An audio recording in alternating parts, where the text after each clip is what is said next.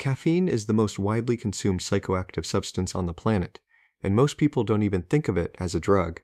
It works by blocking adenosine receptors in the brain. Adenosine is the chemical that builds up over the course of the day and makes you feel tired. Caffeine doesn't give you energy, it blocks the signal that tells you you're running out of it. That's why the crash comes later, when the caffeine wears off and all that adenosine floods back in at once. Caffeine is found in coffee, tea, energy drinks, chocolate, and dozens of medications. At moderate doses, it improves focus, reaction time, and mood. At high doses, it causes anxiety, heart palpitations, and insomnia. It is also mildly addictive.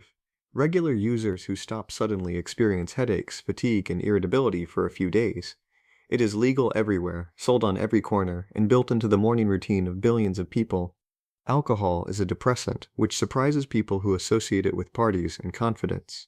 What it depresses is the central nervous system. It slows down brain activity by enhancing the effect of GABA, the brain's main inhibitory chemical, while suppressing glutamate, which excites it. The early result is reduced inhibition, which feels like a lift, but at higher doses it impairs judgment, coordination, memory, and eventually consciousness. Long-term heavy use damages the liver, the heart, the brain, and virtually every organ in the body. Alcohol is also one of the most addictive substances known. Withdrawal from severe alcoholism can be fatal, unlike withdrawal from most other drugs. Despite all of this, alcohol is legal in most of the world, deeply embedded in social life, and responsible for more deaths globally than almost any other drug. The gap between its legal status and its actual harm profile is one of the most studied paradoxes in pharmacology. Nicotine is the addictive compound in tobacco, and it is one of the most powerfully habit-forming substances ever studied. It works by binding to nicotinic acetylcholine receptors in the brain, triggering the release of dopamine, the brain's reward chemical. The hit is fast, the feeling is mild, and it fades quickly, which is exactly the formula for addiction. You need another one soon. The nicotine itself causes relatively modest direct harm. The harm from smoking comes from the thousands of other chemicals produced when tobacco burns. Tar, carbon monoxide, formaldehyde, which cause lung cancer, heart disease, and stroke. Modern nicotine replacement products like patches, gums, and vapes separate the addictive compound from the combustion, reducing the harm significantly while maintaining the dependency. Nicotine is legal worldwide. Tobacco kills around 8 million people per year, making it the single deadliest recreational drug on Earth. Cannabis is the most widely used illegal drug in the world, though it is now legal in a growing number of countries and states.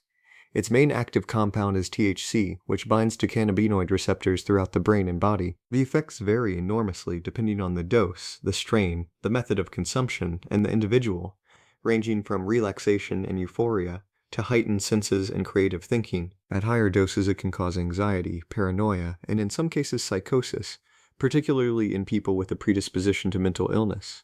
Cannabis is not considered physically addictive in the same way as alcohol or nicotine, but psychological dependence is real and common in heavy users. It has genuine medical applications: pain relief, nausea suppression, appetite stimulation, and treatment of certain forms of epilepsy. The political and legal history of cannabis is almost as complicated as its pharmacology. Cocaine is a powerful stimulant derived from the coca leaf, which has been chewed for thousands of years in South America as a mild energizer and altitude remedy. Refined cocaine floods the brain with dopamine by blocking its reabsorption. The reward signal gets stuck on.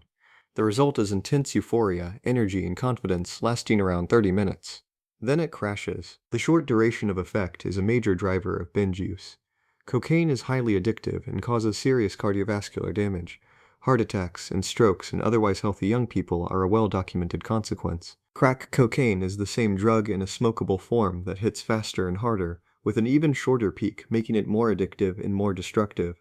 Both are illegal worldwide, though cocaine in powder form has historically been associated with wealth and crack with poverty, which has shaped vastly different legal responses to the same molecule.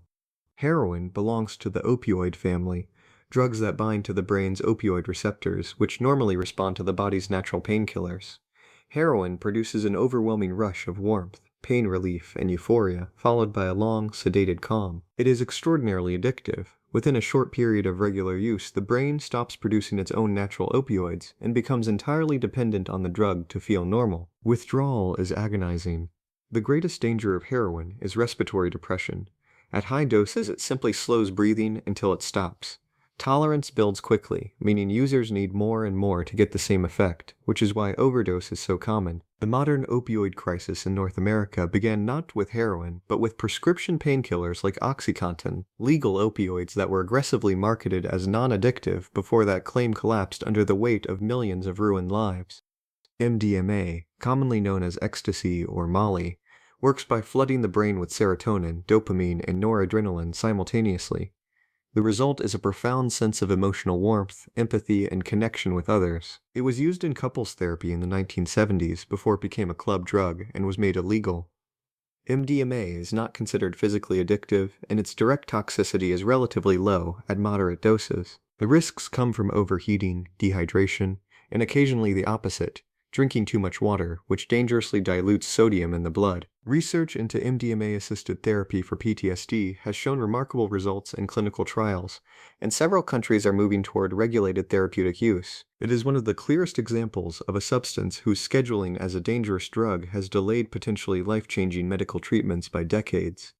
LSD is a synthetic psychedelic that works primarily by binding to serotonin receptors, particularly the 5-HT2A receptor. At moderate doses, it produces vivid visual hallucinations, a distorted sense of time, and a dissolution of the boundary between the self and the outside world. Experiences can be ecstatic or terrifying depending on mindset, setting, and dose. LSD is not addictive. There is no physical withdrawal, and no established lethal dose in humans. It was extensively researched by psychiatrists in the 1950s and 60s as a treatment for alcoholism and anxiety before it became associated with counterculture and was made illegal. Modern research has revived that interest. Studies from Johns Hopkins and NYU suggest that a single guided psychedelic experience can produce lasting reductions in depression, anxiety, and addiction, sometimes more effectively than years of conventional therapy. I'll be making other videos on this topic. Subscribe to see them,